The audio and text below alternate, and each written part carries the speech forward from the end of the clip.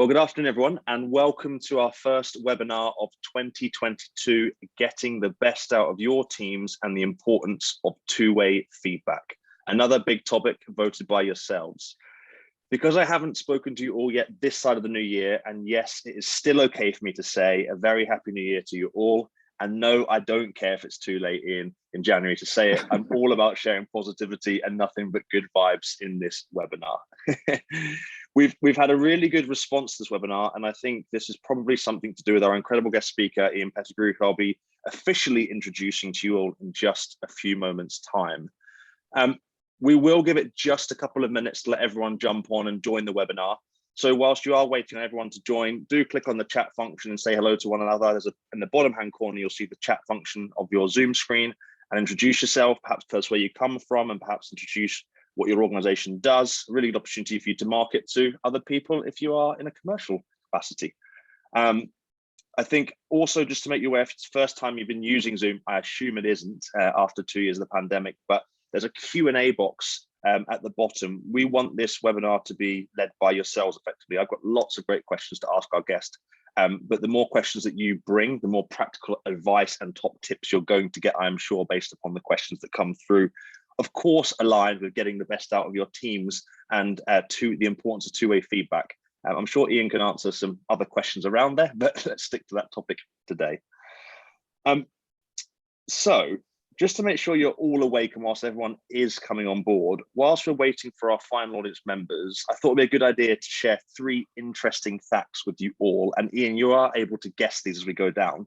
So in fact, I'm going to let you all guess the answers in your head and turn these facts into questions just to set the scene. So effectively, I'll read the question and then I'll follow up with the answer. And you get 1 virtual Stribe hug for every answer you guess right in your head. The budget is tight, I'm afraid, because we'd like to pass that on to our customers. So without further ado, 3 very simple facts and questions. In a recent survey by Gallup, how many UK employees were categorized as engaged as a percentage? So as a percentage, in a recent survey by Gallup, how many UK employees were categorized as engaged? Was it 34%? 72% or 8%? Ian, what's your answer? I'm going to duck on that one because I'm going to talk about this in a minute. Very good. Well, the answer is 8%. So I'm pleased you're going to talk about that in just a second. It's low. On to question 2.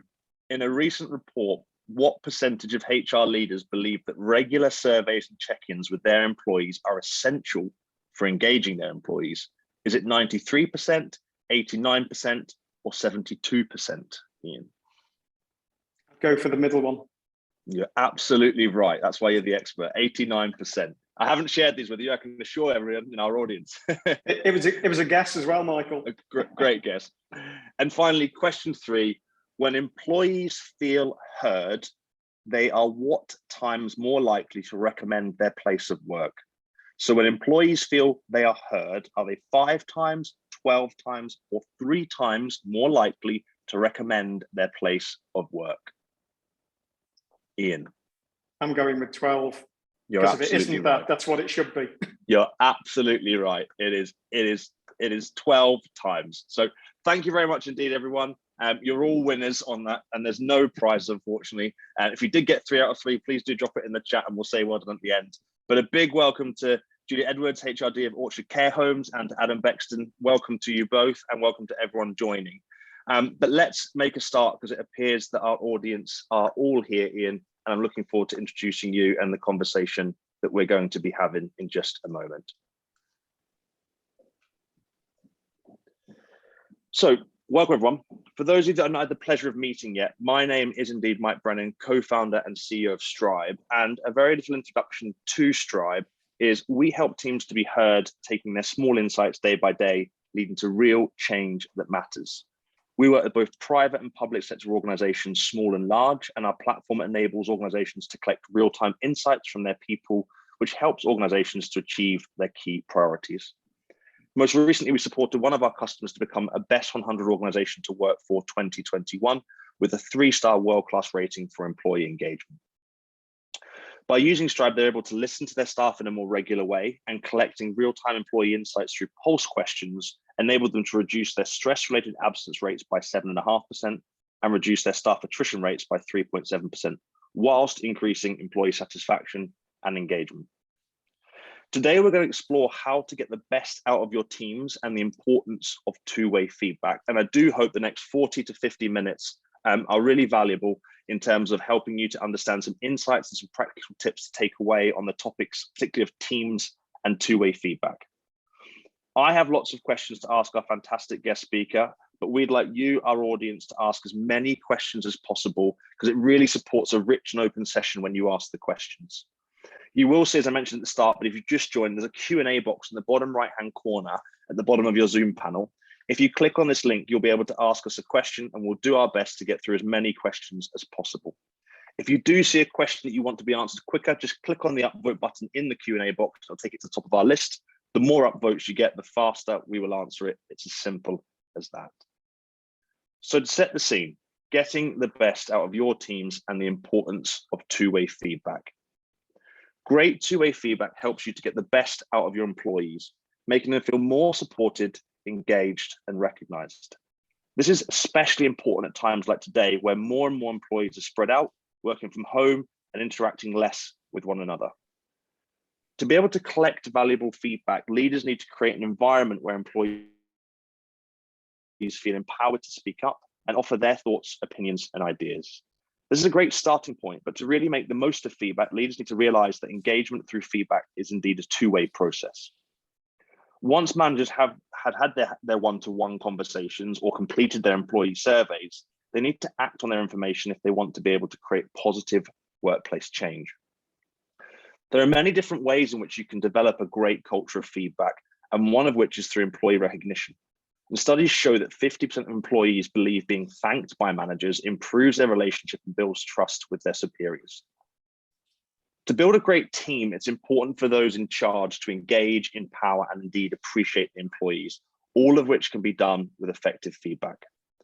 So to help us to bring this to life, I'm joined by the award-winning, highly respected director of coach of Kingfisher Coaching, Ian Pettigrew. And just to introduce Ian runs Kingfisher Coaching, helping leaders to sustainably get the best out of themselves and their teams. Ian does this through providing leadership development programs, workshop coaching, both online and in person, writing, blogging, speaking, keynoting at conferences, and even publishing a podcast.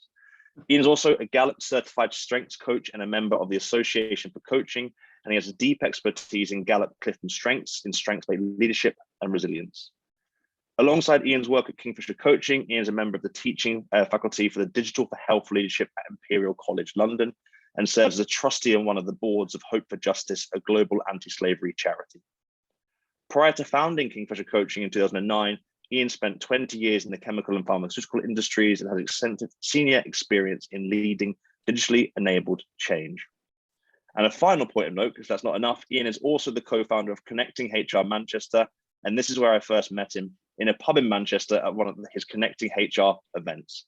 And I have to say that since then, Ian and I have become friends. It was actually Ian and Connecting HR that kept me sane throughout the first year of lockdown and the pandemic, because every Thursday evening, a group of HR individuals, friends and colleagues would meet on Zoom together, wearing funny hats and drinking everything from lemonade to champagne. And it was this community and everyone's love for Ian that made me want to get him on our webinar. So without further ado, Ian, welcome, and how are you? Thanks, Michael. I'm really good. Really good. Thank you. What about yourself? I'm very well, thank you. Very well indeed. And a really silly question that I ask for all of our guests, because we're still not out of the pandemic. How has it been for you, and how have you managed through the last couple of years? It's been mixed. On one way, I was going to say fortunate. No, I'm lucky that I've had a really good pandemic in many respects. So most of my work has just switched online. I'm in Manchester today, but I've got an office at home that's quite comfortable. But that's just luck, you know. So in one way, actually, I've probably had a very easy pandemic. You know, I've not got up, driven to the station, got the train in. On the other hand, we've had, you know, a couple of bereavements. We're limited on numbers that could go to a funeral. So not being without its challenges, but I put ourselves in the very lucky and fortunate category. And also, almost exactly 12 months ago, I managed to break my ankle, managed to break all 3 bones in my ankle. You did, didn't you? Yeah. I did, but it was at the beginning of a sabbatical week that I take regularly. And because everything was working from home, I didn't let any clients down. I was able to continue to work, even if I was in a wheelchair for a few weeks and then on crutches for a while. Nobody knew. So in that respect, yeah, done okay. Done okay. Good to hear, and I'm pleased. I'm pleased you're fully on the mend, because when I heard the sad news, I thought that sounded very, very sore. So well done, and I hope the crutches have gone from below your neckline on the Zoom today. Yeah, I can stand to prove it as well. I literally read your CV out there and all of your great accolades and achievements, and you're very, very respected across the whole of the Northwest and indeed across the UK. But perhaps for our audience, you could just maybe explain what you're passionate about and what it is that you really do and how you work with organisations. I'll keep it brief, because you were very kind in your intro, Michael, and I think you've said it most. And it's kind of, I don't want this to be like a big long advert for me, because there's much other stuff to talk about. But for me, at the heart of what I really care about is empowering people and providing them with hope. And that comes across my paid work, my pro bono work, my charity involvement. That's the kind of key. I'm driven by a fundamental positive belief that people are really good and really amazing. And that if we can, get people engaged and point them in the right direction, amazing things can happen. Sounds easy when you say it quickly. On the way to that journey, lots of things can go wrong, and people don't half manage to mess it up sometimes. So that's where I get to focus my work. Spend about half my time working, about 40% at the moment, working in the NHS. Working with consultants, surgeons, doctors, GPs, OTs, physios, all sorts of people. Work with healthcare in some of the countries as well, and get to work with lots of commercial organisations and schools and all sorts of interest in different places. Does that answer the question? It does indeed, yeah. Real diversity in terms of the work and what you're doing. And I'm particularly looking forward to kind of listening to you answer some of the questions that we've got scheduled today. But as I mentioned at the start, please do pop in as many questions around getting the best out of your teams and the importance of two-way feedback. And I'm sure as Ian starts to speak and share some of his insights, you're going to just have lots of questions coming through. So we have quite a broad topic and lots of questions to get through today. But I just wanted to ask you, Ian, which will hopefully set the scene for all of us today. What does getting the best out of your teams mean to you? Let's keep it simple. I think it means two things. One is that you deliver, whatever it is that you are there to deliver. That might be good patient care, it might be profit, it might be happy customers, it might be, whatever it might be, different things in different sectors, but that you deliver. And secondly, that people are engaged and valued and happy and contributing. Not saying you can keep everybody happy all the time. That's a conversation we might come on to. Yeah. But it's about delivering and people being engaged. And, I believe that those two things aren't mutually exclusive. You can have those two things together. When you look, you've quoted a Gallup statistic already. If you look at the Gallup research around high-performing teams, when they've looked at teams, they've looked at the highest-performing teams, and these are teams that you can throw any challenge at them, and they will be cohesive, they will tackle it, and they will deliver. And at the other extreme, you've got the most dysfunctional teams that you could throw any challenge at, and actually they won't get on, they won't be happy, and they won't deliver as well. And frighteningly, risk of going off topic here, but in Gallup, when they've looked at the variables that contribute to that difference from what makes it, from amazing to right at the bottom, 70% of it is down to one factor, and that's the manager. So there's a lot of responsibility for managers to make this thing happen. But also, I don't believe it's rocket science. We'll get onto this. I think it can come down to a number of fairly simple things that can set the tone and encourage people. You touched on such an important point there. And I think it isn't off topic, particularly around the manager element, because there's a lot of pressure both ways for managers. And there's a huge lack of support at times for these managers in isolation if they aren't part of that network that's helping them to grow. And they're the ones that ultimately are going to be a key part, an integral part of our audience listening, thinking actually, yes, it's the whole organization of getting the best out of your teams. But if you've got a manager in place, they're ultimately the ones that are needing to enable that to happen. Absolutely. And we don't, one of my sort of bugbears is that we don't equip managers with the skills they need to manage. That's something where I spend quite a bit of my time, because again, it's not, it doesn't take 10 years to learn how to be a manager. There's a number of basic things that people can learn to be an effective manager. And the second thing is to actually free up some time to do those. So managing people, giving feedback, motivating people, coaching people, that's all part of a manager's role. And some managers don't do it either because they don't know how to do it, or they don't feel like they've got the skills or the time to actually do it. So and those are things that can be addressed. There's 2 points I want to pull out there. There's time and the feedback element that you mentioned there. So from the time point of view, it's such an important thing in actually creating time to manage, because what normally happens, and you please correct me if I'm wrong in any of these elements, Ian, but people that are good at their jobs get promoted to the next level quickly to do something, but they don't necessarily have the empathy or the EQ elements, and therefore the natural skills that come with the listening, the ability and the support. They're plonked into this role. They're still expected to hit a higher target or achieve the good things that are expected of them and manage a group of people that brings complexities. How is it as simple as we just need to create time for those managers on that point? Because I know this is the foundations of getting the best out of your teams at these elements. I think it's a couple of things. I think one is managers need to have the mindset, particularly when you get promoted. A really common thing is that, particularly if you get promoted to manage your peers, if you don't get given the skill set to be a manager, you don't really know what to do. And secondly, if you measure your success by how you measured it before, which might be how many calls you made, how many emails you sent, how many meetings you had, whatever it is. If you measure your success by that measure, you're going to fall short as a manager because everything's changed. And it's interesting, McKinsey did some work a while ago about Horizon 1, Horizon 2, and Horizon 3 leadership, which is to say, Horizon 1 leaders are very much, it's today. If they're lucky, they've looked ahead to tomorrow's meetings and prepared, but it's mostly, today. Horizon 2 is about looking ahead a little bit, but it's more sort of 6 month and more sort of a planning cycle. Horizon 3 leaders are the ones who are really lifting their eyes up, looking ahead, reinventing things, innovating. And you've got to create time to do that. And often for managers, the only way to do that is to really empower your team and to delegate as much as you can.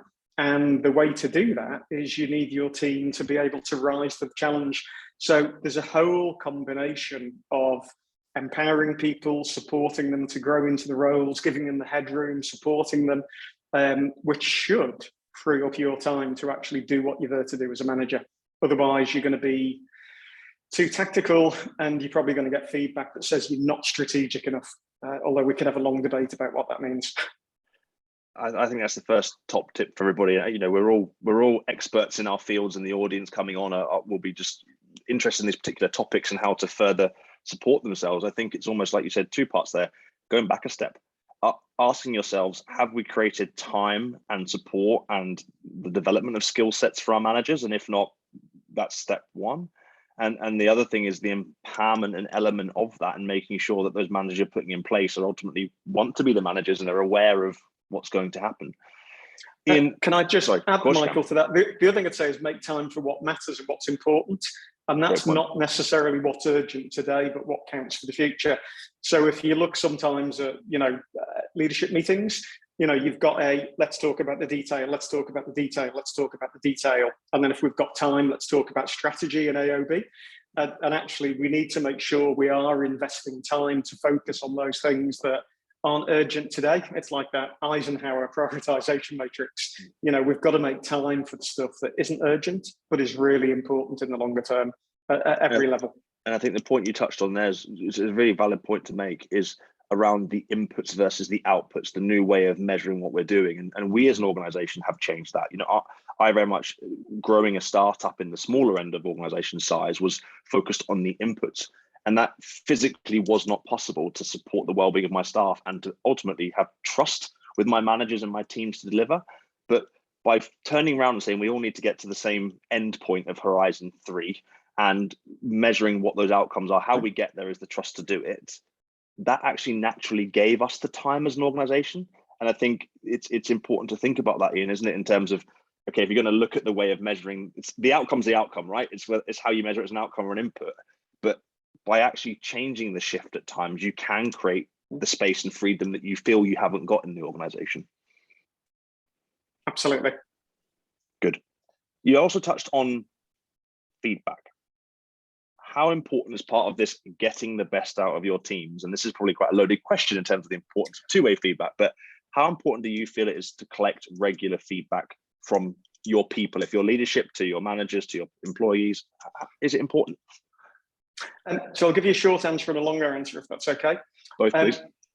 Shorter answer, very, as you would expect me to say. It's a huge component. Let me give you a longer answer on this. When I do team development and coaching, or board development and coaching, and with the emphasis on coaching, this is not acting as like a management consultant that comes in, nothing against management consultants, but you know, I'm not coming in and telling people what to do.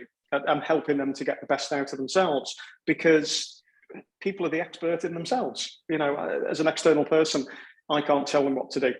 But when I'm working on team development, one of the things that I'll often have to focus on is a session about what gets said and what doesn't get said. And in my experience, it's all the stuff that isn't being said that is the stuff that is really transformative. So as a facilitator and a team coach in that situation, part of my job is to help people speak the truth to each other and to help people to listen to that.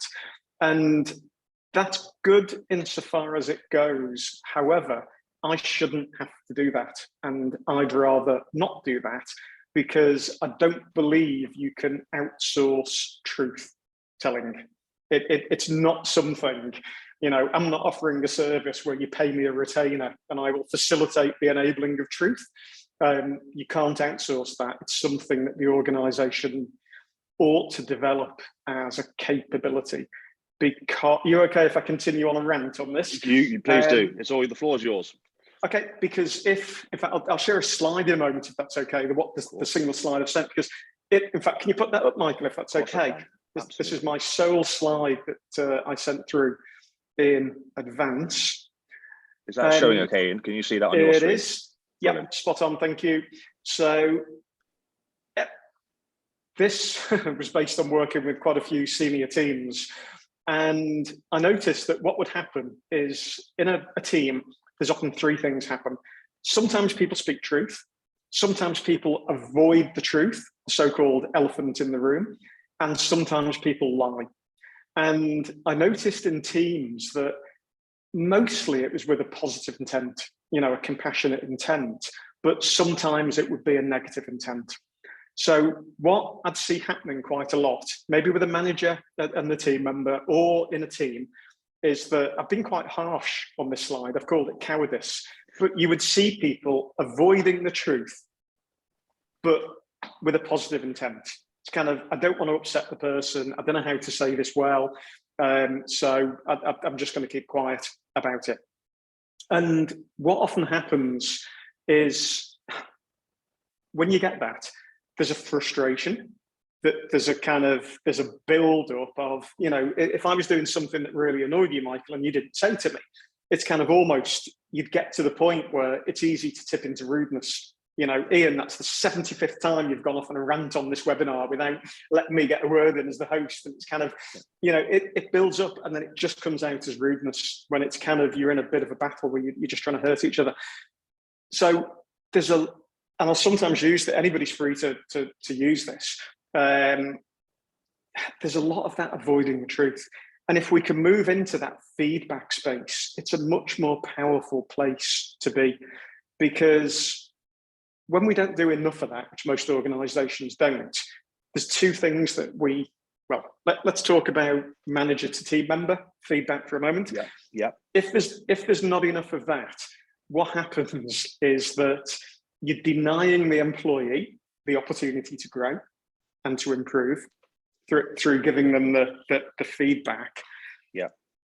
We'll come back onto the other one a bit later, but when you don't give, no, I'll do it now. When you don't give that feedback, you're denying them the opportunity to grow. So the so-called constructive feedback, if you want to call it that. But the other huge thing, and again, we're onto one of my absolute passions, is that if we don't have a culture that enables that feedback, what happens is people miss out on feedback about their strengths. And I don't want to make this a lecture on strengths, but one of the challenges with strengths, we've all got strengths, we're all different, we all succeed in different ways. When we talk about empowering people, and when we talk about developing, when we talk about, people self-actualizing, or however we want to look at it, whether we talk about eudaimonia, we could talk about it in one of about 20 different ways. Really, we want it comes down to something incredibly simple. We want people generally to be more of who they already are. We don't want to turn them into a second-rate copy of us. We want people to be more of who they already are. We want people to use their strengths. That comes with a bit of a caveat that, brackets unless they get us into trouble, in which case we maybe want to learn them to use a bit differently. But we want people to use the strengths. Unless people have done work on strengths, the huge challenge here is that a lot of people don't know what their strengths are. Because one of the challenges when we play to our strengths is that it's intuitive and we don't have to think about it. We've got a definition called the 3 E's by Nemec about strengths, and one of them is effortless. It's that when we play to our strengths, it's energizing, we enjoy doing it, it's effortless, we don't have to work at it, and it's essential to who we are. In other words, other people recognize it. So we don't tend to notice our strengths, but it's obvious to other people. It's really obvious to them. So where we have feedback that's reinforcing, that's catching people doing things right, we help people become aware of their strengths. That helps them to be empowered. And a huge focus area of my research is the role that strengths plays in our well-being and our resilience. It's massive. It's one of the untapped areas quite frequently of resilience. An exercise I often do, and I've done this with huge teams sometimes, is let's spend the first 10 minutes of the meeting giving feedback. This was pre-COVID, but we can do it with Zoom or Teams. Get on your feet, just go and find a few people and tell them something you love about them, or tell them what you like about them or what you think they do well. And I've done this with a room full of, hundreds of people. And the first 30 seconds is quiet because people look at me as if I've asked them to do the weirdest thing in the world. And then after that, there's just this immense buzz, people saying, I'm feeling taller, I'm feeling better, I'm feeling, brilliant. It's like, this is lovely. I wish we could do these away days more often. And it's like, well, you don't need me in the room to have those conversations. So really long answer, but if we don't do this feedback stuff from team members to, from manager to team members, we miss out on so much stuff. Absolutely, because it falls into the fundamentals of continual communication and feedback, and a business is built on people that talk and communicate and iterate and deliver. And as that grows and grows in its structure and hierarchy, because someone said there needs to be hierarchy and there's an order of process, that it becomes harder to do because there's more touch points of communication. It becomes more effort, less effortless, less on the strengths. Just on that point, this flows in really nicely into my next question. You were talking about managers and we're talking about feedback, and you mentioned a really good example there, which probably touches on this question, but how else can managers create an environment where employee feedback is open, honest, and feedback? I know that was frequent. I know you mentioned there was an exercise of just doing that regardless of role, but how can we create that area, which some refer to psychological safety, I suppose, in different norms? Well, there's part of my answer. Psychological safety. I think it's create a culture and an environment where this is the norm. So one thing I'd say is equip people with the skills to do this. And that can be really easy. If you want to do this now, the simplest model for feedback is to point out, to talk about an event, to point out what you noticed, to talk about the impact of it, to talk about why that matters, and to have a conversation about it. So for instance, if I was going to, Michael, I noticed that at the start of this meeting, you did this. I was worried about that because I thought this.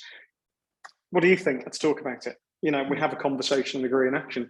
But I can also do that. There's a danger sometimes when we're giving positive feedback that we're vague, that we're specific about negative. But I might say, oh, thank you for today. But it's like, well, thank you for what? What for? Yeah. Yeah. And we can use a similar model, which is, right, Michael, can we talk about the fact that at the start of this meeting, I noticed you did that. And I think that's really important because, nice one. And then what it is that we effectively want to see you continue or either do more of. So I think, that's a good place to start. And if managers are struggling to give feedback, I'd always say, practice with the positive first. Just if that feels easier, start to get in the habit of giving positive feedback. The second thing then is to make sure that you role model the way that you see things want to be.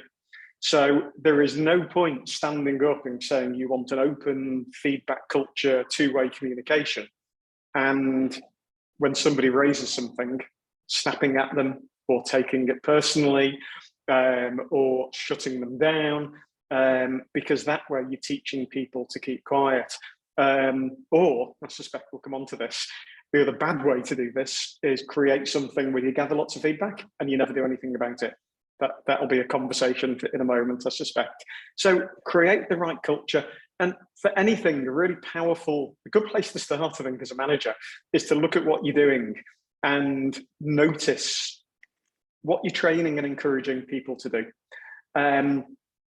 Right, I'm not going to compare people to border collies or dogs here, but just bear with me for a moment. I've got a border collie and he needs a lot of training and a lot of help. And I was taking him to an agility class last night, which we do regularly. So he's over jumps and through tunnels, not me. And I was watching a video on the train this morning about what I did.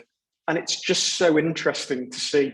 Sometimes I'm pointing in the wrong way, I'm giving mixed signals and he follows, or I don't reward him at the right times, or I shout at him at the wrong times, and he's trying to make sense of what I'm doing. So I'm not comparing people to border collies or agility, but as a manager, sometimes if we think, what signals are we setting here? What are we encouraging people to do?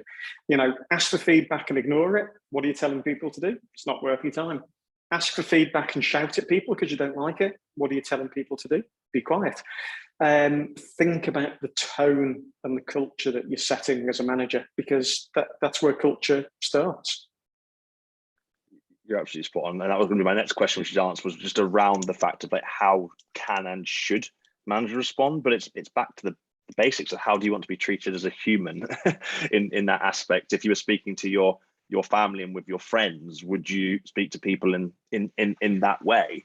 And if someone kept asking you a question, are you just going to ignore it, or are you going to dismiss it because of your own opinions and perception? And we have a duty of care that the higher up the hierarchy we effectively go, because we are looking after that family of people in your environment to get the best out of that team.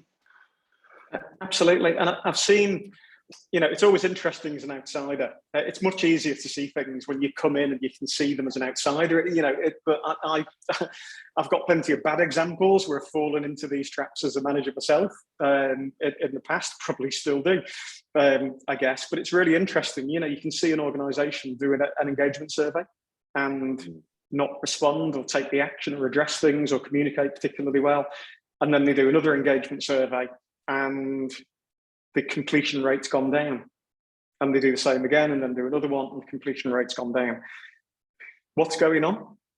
It's a waste of time in that scenario because the feedback has not been responded to, used, capitalized on, acted on, and you're kind of tailing off engagement and participation there, I think, is actually what managers deserve in that situation.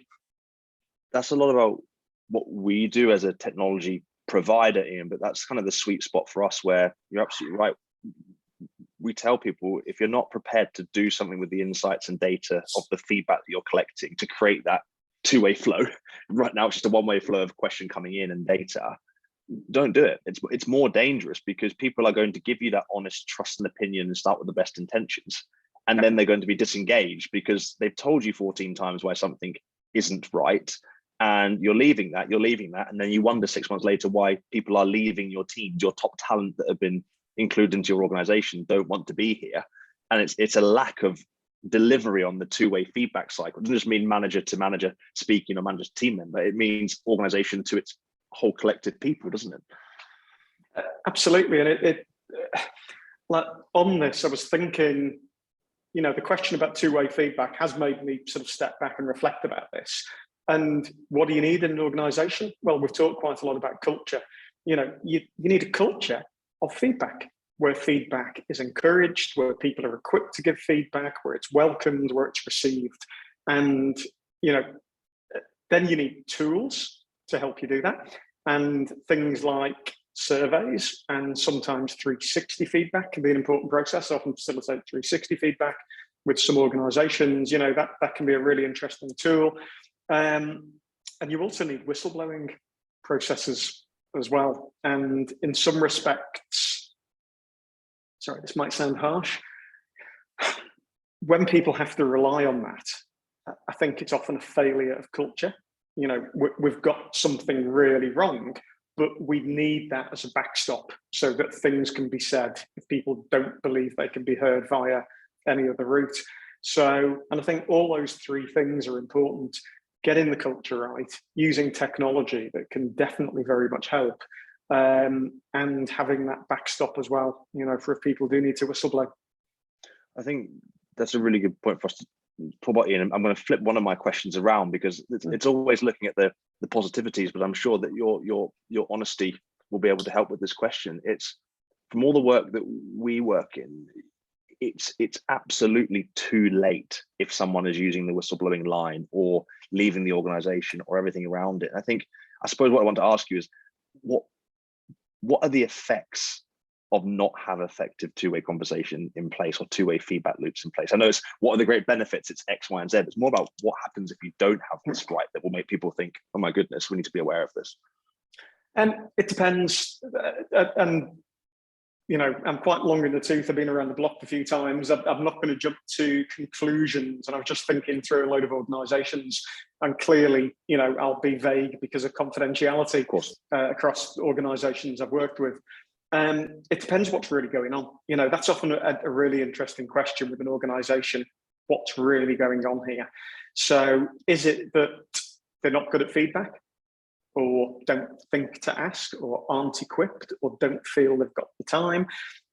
Is it that they've never done an engagement survey, or they're sort of that size of organization that hasn't yet got a HR capability, and hasn't sort of got these processes in place? Startup, growing rapidly, you get to that kind of, don't know what you reckon it is, about 40, 50 people where you get those growing pains, where you're seeing a transition. So maybe it's a bit of that, or maybe this is a symptom of something else. If you've got toxic leadership that doesn't really care about people and thinks people are just replaceable, then that's the problem. And this is just the consequence of it. So to answer the question, it depends what's going on. But if you don't have good two-way communication, you're going to miss out on a lot. You're not going to deliver as well as you could do. And you're going to struggle to retain people. And, the Gallup stats that you mentioned, there's the kind of actively engaged people, the people who would come in even if you didn't pay them almost. It's like kind of the people that really care about it and go the extra mile. There's the engaged people.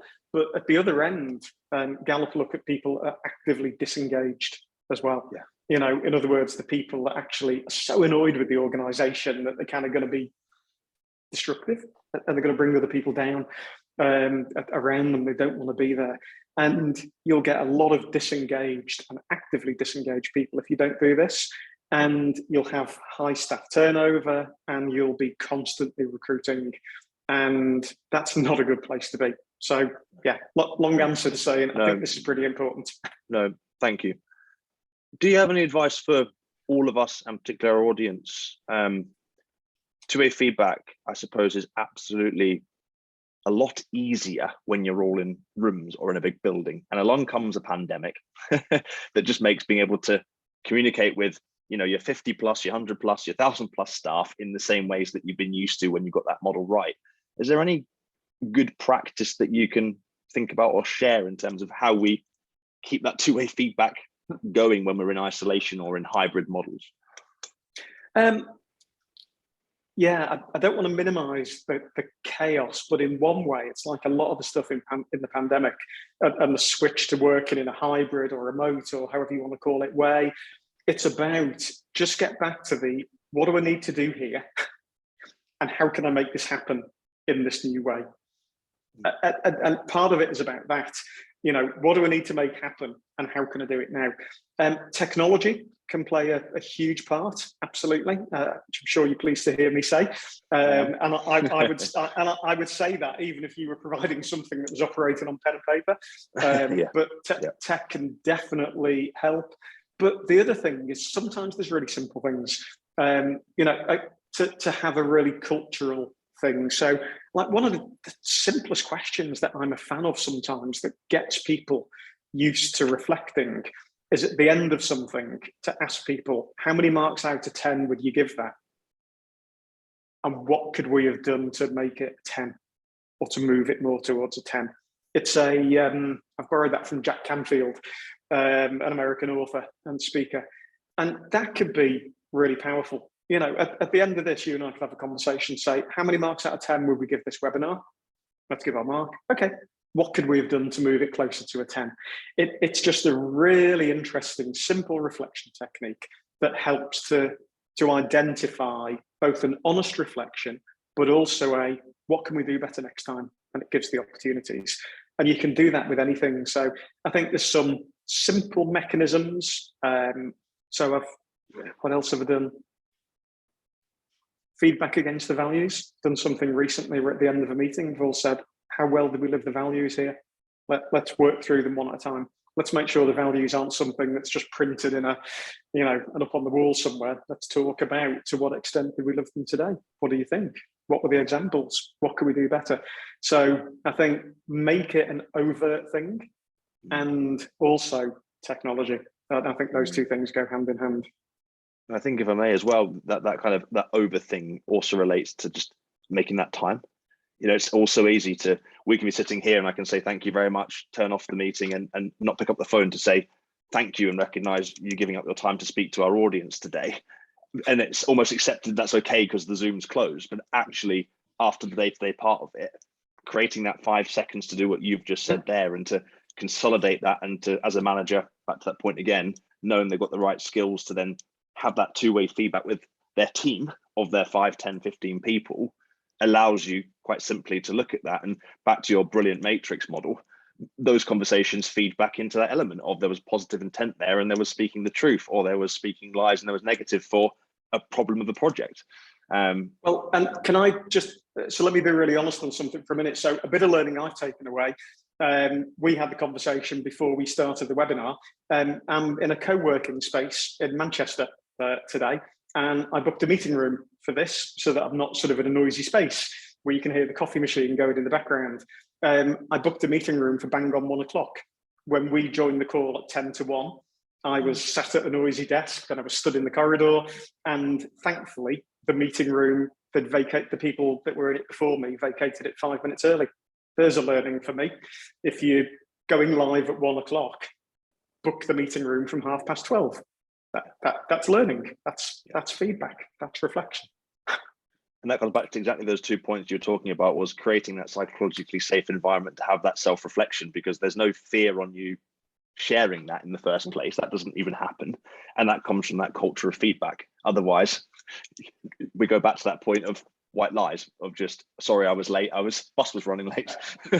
Absolutely. And I think often as managers and leaders, we need to be vulnerable because we need to role model that. Bit of feedback I often get after workshops is like, you were very vulnerable. You set a really good tone. You encourage people to be open.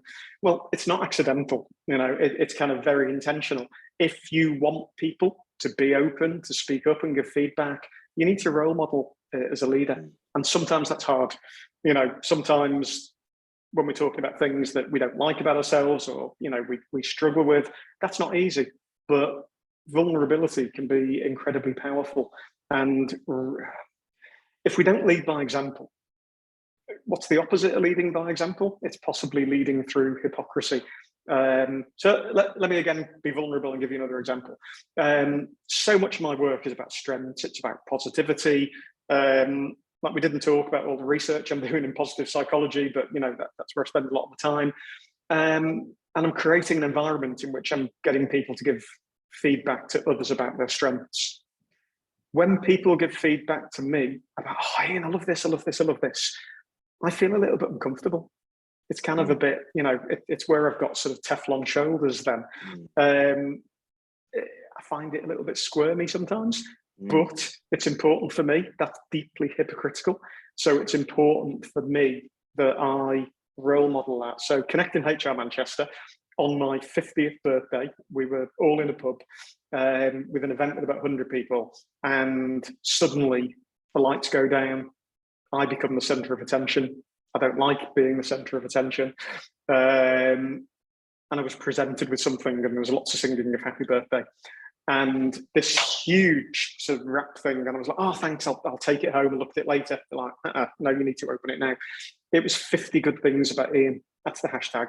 They'd spoken, it was Damiana Casil, had spoken to loads of people, friends, clients, contacts, Connecting HR Manchester people, got them all to contribute, had it designed, printed, framed.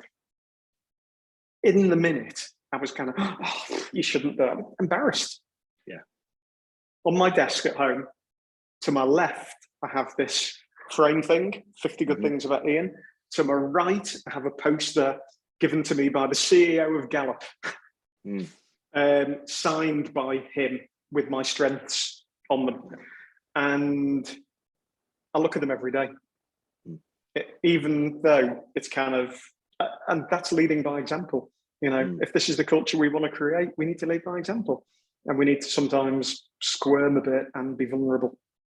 And I think, if I can take from that as well, that whole journey has come from recognition on the outside in, and the vulnerability element of that. And I'm sure you're going to agree with this, but recognition is a huge part of this feedback loop, because it enables people to take that away in their own way, and everyone likes to be thanked for the good work when it is good work, or the good things they've done. It's one form of feedback, isn't it? Again, sorry to go down the border collie route, but I'm still aching from running around at agility last night, so it's fresh in my mind. Our dog, Buddy, 5 years old, nightmare of a puppy, really challenging, really intelligent, really strong-willed.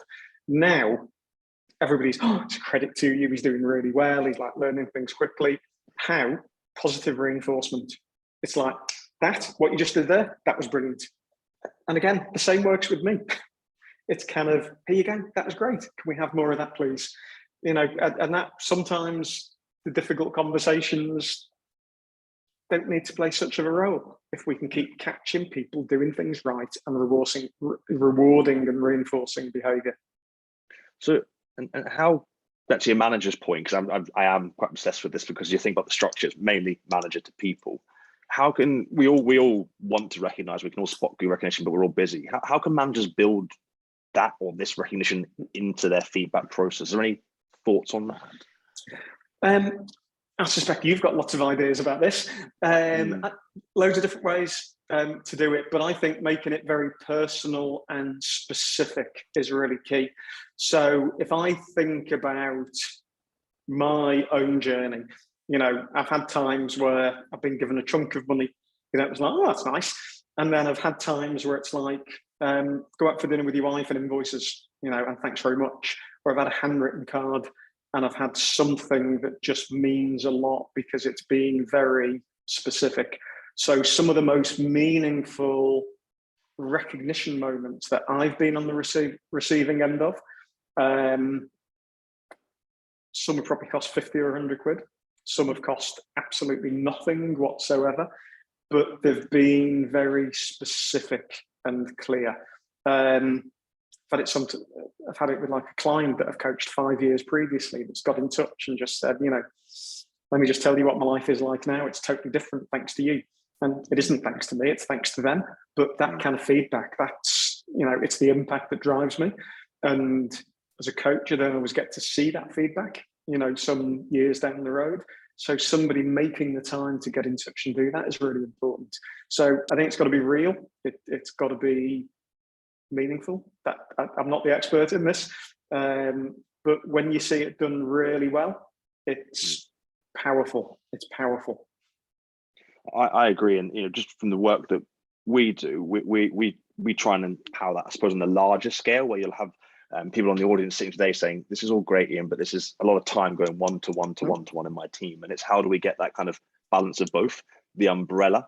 And the things that I tend to sort of suggest and say is you absolutely need both. You need to spend that time speaking to your people individually, and that has to change. You've got to find a model for that.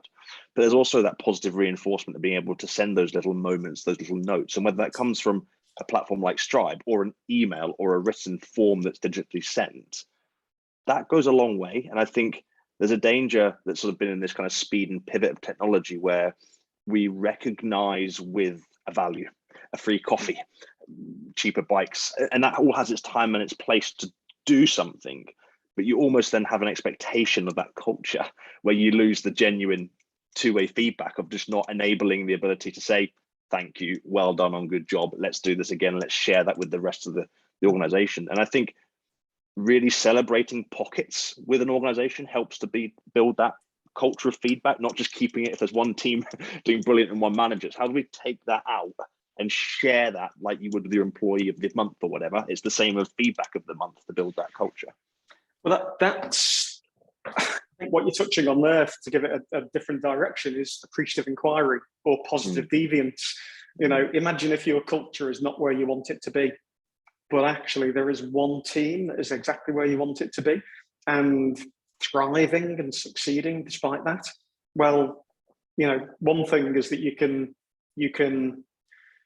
have a organizational change project, culture change project, or another one is let's go and speak to that group or that manager that's doing well, find out what they're doing differently and encourage them to share it with others. And that is positive deviance or appreciative inquiry. And that can be really powerful, you know, help it to spread. I knew you'd have the absolute technical answers for me when I was explaining the information. That's just what I was looking for, Ian. Thank you. It's all part of my approach to positivity. That's absolutely it. So we're coming to an end. I'm conscious of everyone being within the hour.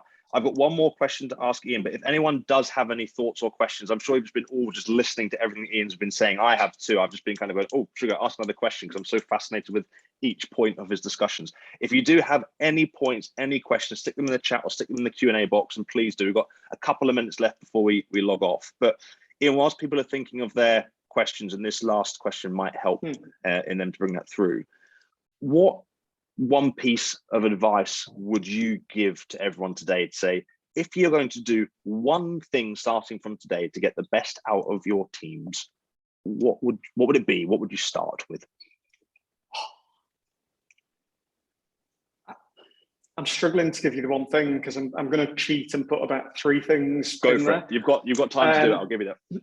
So feedback is like the loop that helps us. It's a bit like when I jumped in the car the other morning and the windscreen was all covered in frost and ice. If I'd have set off for the station before the car had de-iced, I can't see where I'm going and I'd be going off course without knowing it. And if I switched off all the instruments, I wouldn't know when I was running out of petrol or anything like that. So feedback is just, it's that obvious thing that helps us get to the destination. Where to start? I'd say see the value of it would be a great place to start. If there's a manager, you can give feedback, you're going to help people, they're going to be empowered, they're going to grow, they're going to help to free up your time, and you can be doing more of the thing that you're there to do, and you will hang on to people and they will hopefully be more engaged.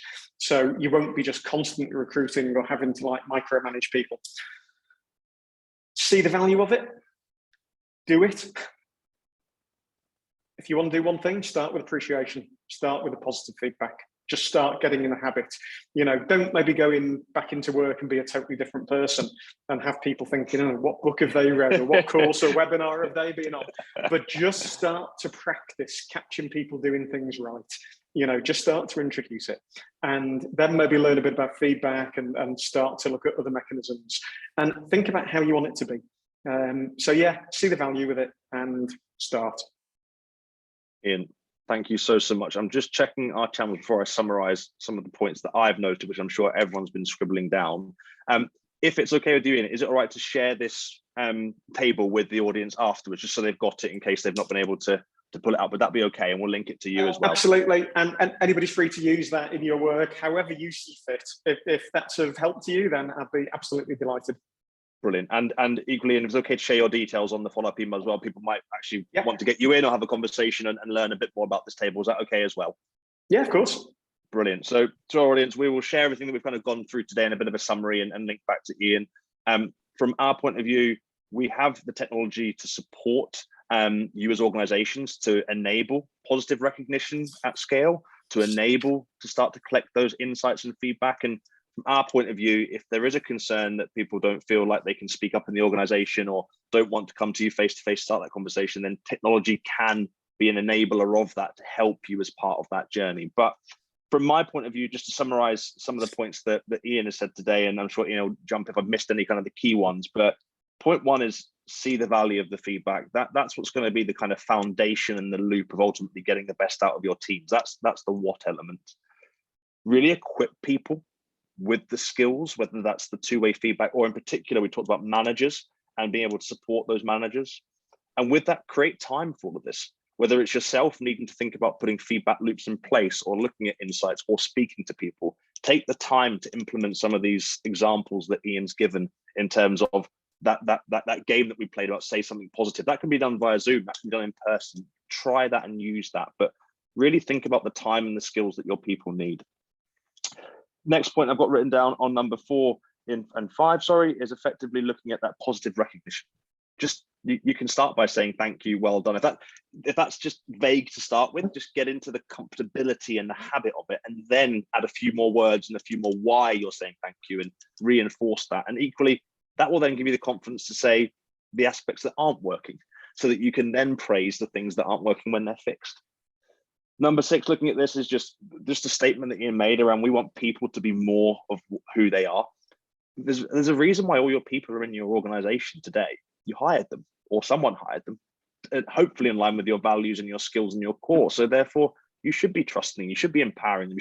Something's gone wrong somewhere if you're wanting people out of the organization other than for performance-related elements. So therefore, really look at that and think about, how do we get the best out of the people and what we've hired them for and their skill sets, not what we want one shoe size to fit all. Ultimately, the final point that comes into here is a culture of feedback is so important. Like seeing the value, and it's underpinned by creating that culture of feedback and that glue from the human point of view, the technology point of view, but making sure that you're doing something with that feedback. When you're getting your employees to start to speak the truth in positive intent, listen. And if that is an outcome that needs fixed, do something with that. That is so important. Ian, thank you very much indeed. Catherine and Selby, thank you so much. I'm pleased you found this conversation interesting. I certainly have. The whole point of this conversation was just to bring to light some of the practical ways in which Ian can shape and advise us all on how we can create better teams, ultimately led by instant feedback. So just in time, with a minute to go, Ian, thank you very much as always. You've been absolutely fantastic. If you're from the Northwest, please connect to Connecting HR Manchester and we'll share those details. And wider afield, there are Connecting HR hubs across the country as well. But Ian, thank you very much. Thank you to our audience, and I hope you have a great rest of your week. Yeah, thanks, Michael, and thanks everybody. Thanks, Ian. Speak soon.